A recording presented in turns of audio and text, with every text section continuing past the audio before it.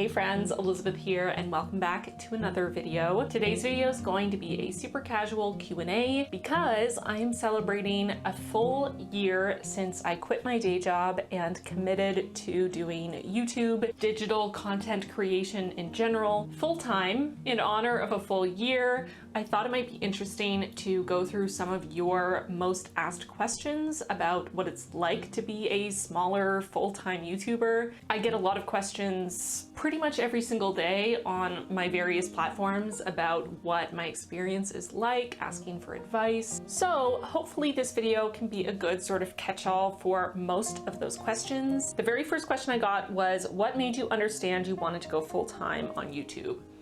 So this is a question I've been asked before, especially around the time last year when I made the decision and sort of announced it. How do you know when it's time? And honestly, I don't think that there's one catch-all answer for this. I think it really depends on your situation. If you are a content creator, if you're a YouTuber, if you have an Instagram, you have to be able to balance stability and freedom, basically. So the job that I currently have as a self-employed freelance creator is a very unreliable job. There is no stability whatsoever in my job, but I have a ridiculous amount of freedom. And for me, the freedom is worth the instability. That doesn't mean that I don't worry about the instability. It doesn't mean that I didn't waffle over the decision for a very long time, because let me tell you, I was thinking about making this move for a full year before I made the decision, and I couldn't pull the trigger. I was too anxious about what that would mean.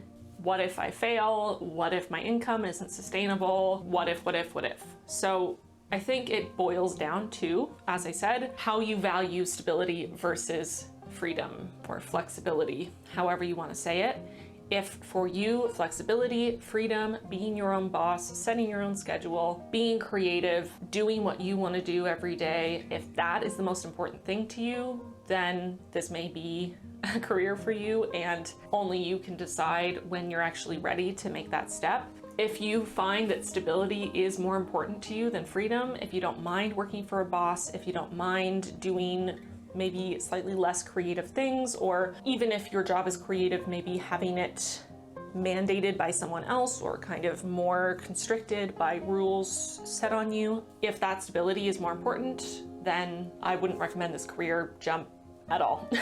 As far as when to make that leap, I can't tell you for your situation. For me personally, I held off until I was making about 3/4 of the income that I was making at my day job from online work before I made that switch. And I realized that if I had basically a full-time work week freed up by quitting my day job to focus on my online work, that would probably be enough to at least bump my income up to even with my former day job. And for me, I had that sort of revelation that yes, stability is important to me, and yes, I need to have enough of an income coming in to contribute to supporting my family financially. But my former job was crushing my soul in such a way that I knew that if I was able to make the same amount working from home, being creative, doing things that I love, that was worth so much more than the stability of knowing I was getting a regular paycheck from a job that I had grown to hate. So for me, that was kind of the threshold, about 3/4 of the income. Again, that's going to depend on you. It depends on your situation. It depends on your threshold for risk, or, you know, what your salary is at your current job. You just have to take the leap at some point, honestly. And you know, if worse comes to worse, if it doesn't work out, you can always get a job that is more traditional, hopefully. So next question, how long did it take you to get the platform you have now? This is a hard question. I technically started the YouTube channel that I have now back in 2009. I built it up to about 2,000 subscribers initially when I was first making videos on it, which was like kind of a beauty channel, I guess, lifestyle, the things that were popular on YouTube back then. And then I stopped making videos for a while, hopping on sporadically to make content and then going away. Around 2016, I think, is when I started making YouTube videos under the name Plant-Based Bride, and I was making them in conjunction with blog posts as sort of a supplement to my blog. Long story short, I started my channel a decade ago, but I've been taking it more seriously, creating more consistent content in the genre or niche that I'm in now for about 3 years, give or take. So, I mean, take that how you will. I did build up sort of a core beginner little mini audience back in the day when it was a lot easier to get started because there were just far fewer people on the platform. So I did have kind of that little starting nugget of subscribers, but I also completely changed the type of content I was making numerous times since that beginning. So I did, I'm sure, lose most of those initial subscribers as my content completely changed. But yeah, I would say about 3 years-ish to get to where I'm at now, which is just under 65,000 subscribers and around 20,000 followers on Instagram. Okay, next, is YouTube your main source of income? Love your work. Thank you. Yes, YouTube is my main source of income. I mean, that's hard to say. Main, it depends on the month. As I'm sure you will know if you've ever watched any other YouTubers talk about the experience of being on YouTube. The income is incredibly variable and based on a lot of different things. You don't always have a lot of control over how much money you're actually going to make on YouTube. So some months, yes, the majority of my income is coming from YouTube, from ads that are placed on my videos by YouTube, and sponsorships and partnerships that I'm able to establish with brands. So that is the majority of my income. Sometimes the majority of my income will come from other places like Patreon, my shop, freelance work, because I also do a little bit of freelance work on the side. My dad is an author and I edited his last book, so sometimes I have freelance work like that. I have made websites for friends and sort of charged for my time. So yeah, it really depends on the month. That's kind of the life of being a freelancer. You just kind of do what you can do. You pick up a little bit here and there. I prefer the months where my ad revenue is a little bit higher. It makes my life a lot easier. It makes it easier to pay my bills, but that is not a guarantee. So I try to make sure that I am getting a sufficient income from other streams to cover my basic needs and bills, regardless of AdSense, and just hope that my videos aren't demonetized that month and that I get, you know, a good CPM and that comes in as sort of extra to help out even more with things that need to be paid for in a capitalist society. Okay, next is how do you stay motivated to do your work and not procrastinate? For this, I would recommend the video I posted a few weeks back on my tips for being productive working from home. That was specifically focused towards those of you who are suddenly working from home and aren't used to that. But again, that's just sort of what I do as someone who works from home all year round. To be honest, it really fluctuates. Some days I procrastinate like a champion and I'm super lazy and I don't want to do anything. Some days the creative side of my brain is just dark and I can't think of anything interesting to do. Sometimes I just don't want to look at my face for 12 hours editing a video or listen to my voice on a voiceover as I cut out every time I pause and say, you know, it fluctuates. Some days I'm super motivated and I'm really excited about a video concept and all I want to do is jump in and start filming, or I want to edit and add in little things here and there to add even more value, or I really want to jump on and respond to as many comments as I can and interact with all of you, or do a live stream for my patrons. You know, it really depends. And I think that's like any job, you know, whatever job you have, you'll have days where you're engaged and excited and you're into it and you have ideas and you feel energized and motivated, and some days you just would rather be anywhere else. And it's the same when you work for yourself, except with the added layer of complexity that you have to keep yourself on track because no one else will, and that's hard sometimes. Were you scared leaving your full-time job? Yes, I very much was. Definitely was terrified. I'm very glad I did it. Not to say that it's been smooth sailing, not to say that it hasn't been stressful to be self-employed, because it sure has been, but I am much happier on the whole working for myself now than I was trying to do all this stuff on the side while having a full-time job that I didn't like. I'm a much happier person now. I think it was something I had to do for myself. But yeah, I was terrified. To answer your question, yes. What equipment do you use? This is something that I feel could be its own video, talking you through how I film and edit my videos, all the equipment I use, my setup, all of that stuff. I did have quite a few questions about that. Let me know in the comments. I don't think this video is really the right place for it. I will say that my primary camera that I use is a Sony a6300, which I'm using right now, and my lens that I'm using right now is the one that I use for almost all of my videos, which is my Sigma 16mm lens. Both are linked in the description box of every video that I use them in. I typically use natural light, which I'm using right now. I have 2 windows, here and here, and the editing tool that I use is DaVinci Resolve. Those are kind of the basics. Again, if you want me to show you every single thing, tripods, my backup camera, which is this Fuji, my lights, how I actually set up my videos to film, how I actually edit my videos, that stuff, let me know. I have been considering doing a little 3-part series where I show you in part 1 how I sort of come up with ideas and plan out my videos and organize my content creation, part 2 how I actually film and my equipment, and part 3 how I edit. So yeah, let me know if you would like that to be its own little series. I could work on that. What did your husband and family think when you first started to get popular? This is funny because I don't really see myself as being popular, you know, like I have friends who are on YouTube who have much bigger audiences than me. So I don't really see myself as popular. You know, when you're on a platform with people like Shane Dawson and Nikki Tutorials and, you know, people who have over 10 million subscribers. PewDiePie has what, over 100 million? Is that true? Am I pulling that out of the air? Is that a real fact? But I mean, those numbers are mind-boggling, and to me, those are the big creators. Those are the popular creators, Jenna Marbles, you know, Phil DeFranco. So I see myself as a small YouTuber, and I know that probably sucks if you are a smaller YouTuber than me, because to you, I probably don't seem like a small YouTuber.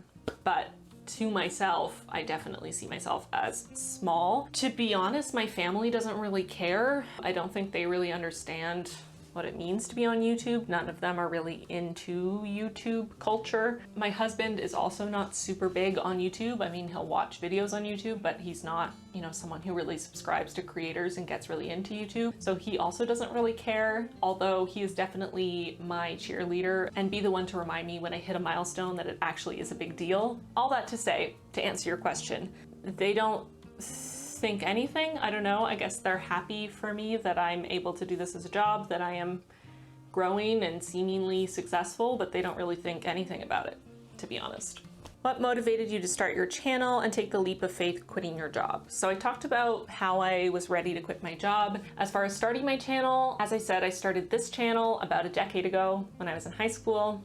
I actually had a YouTube channel before this YouTube channel, which I deleted, that I started in early high school, almost 15 years ago. And both that channel that I deleted and this one initially were supposed to be sort of beauty lifestyle channels. And what motivated me to start them is that I was a high school student that was super into YouTube. I loved watching all of the OG creators, Zoella and Megan Rosette, Kaylin Nicholson, and can't think of anyone else, but I watched a lot of YouTubers, and a lot of them were beauty and lifestyle YouTubers.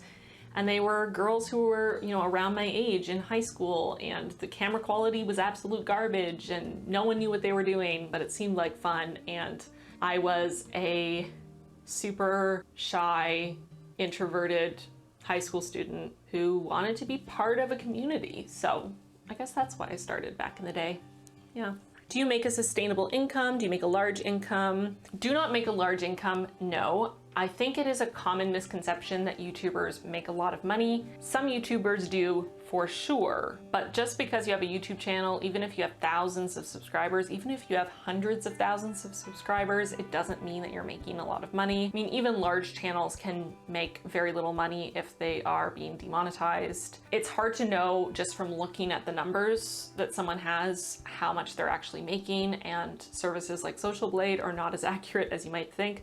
Plus they give really huge ranges for income. So, I mean, they could be right, but it doesn't really help you if they tell you that a creator is making between $200 and $3,000 a month. Like, that's a huge range. But sustainable income, if I was living on my own, by myself, single income in Toronto, no, I would not be making enough to make it work. I would have to be doing this still on the side. I'm lucky enough that I have a husband who also has a job, or multiple jobs, because he's also a freelancer, and we're able to pool our resources. And for that reason, we are able to live in a very expensive city and, you know, have our needs met and sometimes get things that we want just because we want them. But no, we're not rolling in it. I'm not making a large income, and it's not particularly sustainable. Oh, this is interesting. Did you feel pressure from family or friends to get a real job? No, because I've always been someone who has a not real job, in that right out of high school, I went to school for musical theater, and then I, you know, went off and started working part-time jobs and auditioning and doing contracts and doing shows and working on cruise ships and all that stuff. And, you know, most people don't really see that as a real job unless you're super successful. Most people look at actors and think that they're delusional unless they're famous. My family never judged me for that choice. They were always very supportive. My friends were the same. You know, it was pretty much always a given that I was going to be doing something in a creative field, that I was going to be forging my own path. And I'm lucky enough that my dad is an entrepreneur himself. So I grew up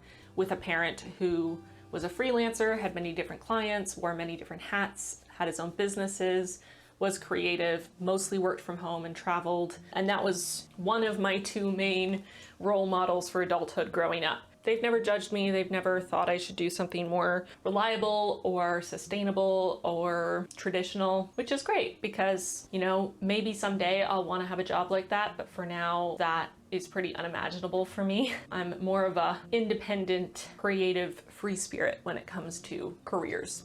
Oh, okay, this one's interesting. This person asked, does it affect your paycheck if I skip ads on your videos, and how do you get monetized? So to get monetized on YouTube, there are specific rules, there are specific things you have to meet. So you have to have a certain number of subscribers, you have to have a certain number of watch hours, you have to fit within YouTube's content guidelines. All of that information is on YouTube's website, or I believe their help forum if you search for it. As for skipping ads, I try not to talk about this very often because I don't know, it kind of feels weird to me, but I don't get paid anything if you watch a video and you skip the ad. So if it plays for 5 seconds and then says skip the ad and you skip it, YouTube treats that like you weren't shown the ad at all, and I don't make any income from that. Depending on the ad, you either have to watch all the way through or click on it for it to count as an actual view and for me to make a tiny infinitesimal amount of money off of that ad. So with that being said, the answer to your actual question is no, I don't make money if you skip ads, but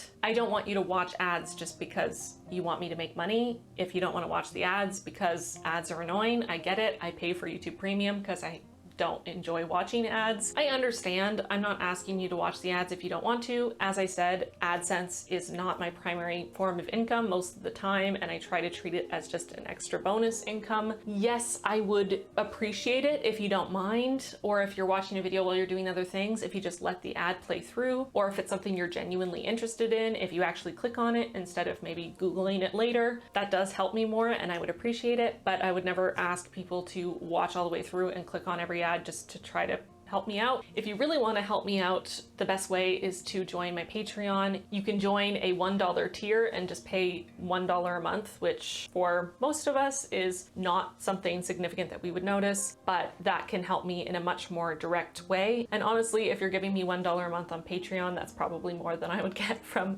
you watching and clicking on every ad you saw on my channel. Anyway, so yeah, hopefully that answers your question. I feel weird talking about that for some reason, but yeah. How much time do you spend making each video, filming to editing? This really depends on the video. I would say most videos take at least 2 hours to film and at least 3 to 4 hours to edit, but more average, especially my bullet journaling videos, typically take at least 4 hours to film and more like 8 hours to edit. And that is not including planning stages, so coming up with content ideas, doing research, writing out basic script points or completely scripting it. If it's a bullet journaling video, coming up with ideas, sketching out any spreads in pencil, playing with things, moving things around. This doesn't include setting up my actual filming setup, getting my camera ready, getting my SD card ready. It doesn't include backing up all the footage and processing the footage, optimizing the footage so I can actually use it. It doesn't include rendering and exporting and uploading and all of the details that I have to add to a YouTube video before it's ready to go. Making a thumbnail can take hours. So all that to say, making a YouTube video, even a short one, takes a lot longer than you might think. A lot longer than you might think. It takes a long time, basically. This one's interesting. How does your background influence what you do now? So my background is in musical theater. I would say it influences what I do now because I've always been creative. I've always been able to express myself artistically. I also, because I went to theater school, worked in voice, in projection, and on-camera work. We did have film classes, so I did work on camera while I was in school. So that makes it a little bit easier to be comfortable on camera, to be comfortable with terminology surrounding filming and editing, cameras in general, framing, being able to speak confidently on camera, or just in general in front of an audience, whether the audience is physically there with you or a virtual audience that's going to exist later. It's also helped with my ability to enunciate and speak clearly for the most part, depending on how I'm feeling that day. So yeah, I think it does come in quite a bit to what I do now, even though the type of creative things I'm making are not considered to be the same types of art as what I actually studied in school.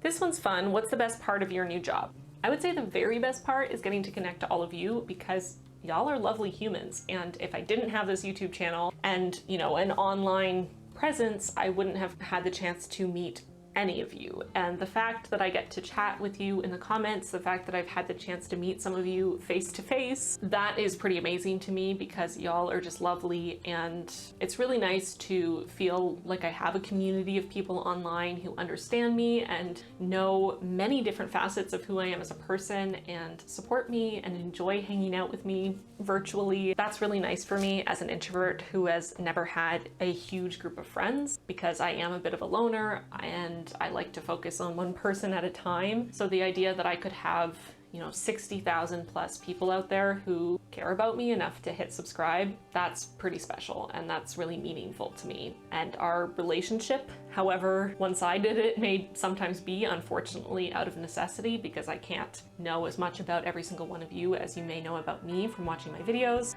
it's still meaningful to me and it's important to me. Second best thing is getting to work from home in my pajamas with my cats every day. So there's that. Would you do it again? Do you have any regrets? Love your channel. Thank you. I would 100% do it again. Do I have regrets? I regret I waited so long, even though I think it was more financially responsible to wait as long as I did to quit my day job, but do I regret it? Not one iota. No.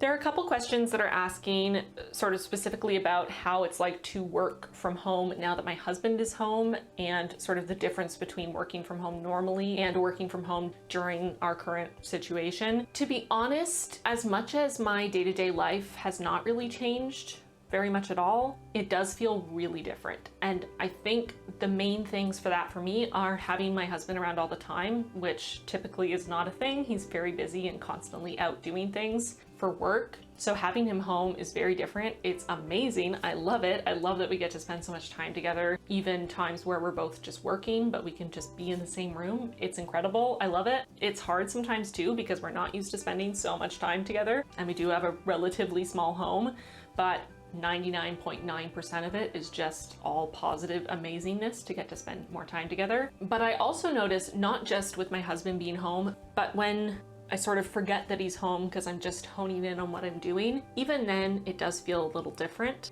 And I think it's just that, you know, at the back of my mind, I'm always thinking about the situation and being stressed about it. And I'm a pretty stressed person, I would say. I'm always worried, I'm always stressed, just kind of part of who I am as a person. I'm a worrier. So having a constant low level of stress underneath everything I do always is kind of normal, but that you know, typically low level of stress has increased exponentially during this situation, and I do notice it a lot more often, and it's making me feel a lot more tired and sluggish and making me want to procrastinate more and kind of curl up and pretend that nothing's happening and kind of disconnect from the world, which can make it hard to be open and creative and make things and connect with people, which is such a big part of my job. So yeah, I definitely do notice a big difference. It's hard to quantify, but it's just a general sense of impending doom. You know, light stuff, easy stuff. It's great. It's fine. We're fine. Okay, so y'all actually asked me a whole lot of really interesting, unique questions that I haven't necessarily had before. And I would love to answer every single one of them, but I feel like I've been talking forever and my camera is overheating every 5 minutes because it's really mad that I continue to film when it's done for the day. So I'm gonna stop here. Please let me know if you'd want me to do a part 2, because there are enough questions to do a part 2. If that's something that interests you, let me know. I'll do a little poll so you can vote yes or no if you're interested in me answering the other questions I received. Also, let me know in a comment down below if you'd like to see that 3-part series I've been knocking around of how I plan, film, and edit my YouTube videos, where I can go a lot more in depth. Thank you for hanging out with me for this Q&A. Hopefully I answered some of your questions. Hopefully this was interesting to you, or maybe insightful, especially if you are an aspiring YouTuber or a small YouTuber yourself. If you have more questions, feel free to leave them in the comments down below. If I do a part 2, I can answer a bunch of your questions from this video in that video as well. And more than anything else, thank you for being here. Thank you for being a subscriber. Thank you for making it possible for me to have quit my job a year ago and to have spent the past year working for myself, making things that I love, trying to put a smile on your faces or make you think about something or inspire you or anything. I really do feel so grateful to have all of you and to have my platform, thanks to all of you hitting subscribe and watching my videos and following along. It means so much to me when I see your comments and I can interact with you and get to know you better. Yeah, it's just really special. So thank you for making this possible for me. It really has been life-changing. It's one of the best things that's ever happened to me, and I will continue to try to make content that makes you glad you hit subscribe. So thank you for watching this video and all of my videos, and I will see you very soon in my next one. Bye, friends. I want to take a moment to thank my patrons for their support. Extra special thanks to our newest patrons, Olivia, Annie, and Eleanor. Welcome all of you to the squad. We're really excited to have you. If you at home want to join the squad, feel free. There's a link in the card and in the description box down below. And if you're looking for something else to watch, I recommend you check out this video and this video.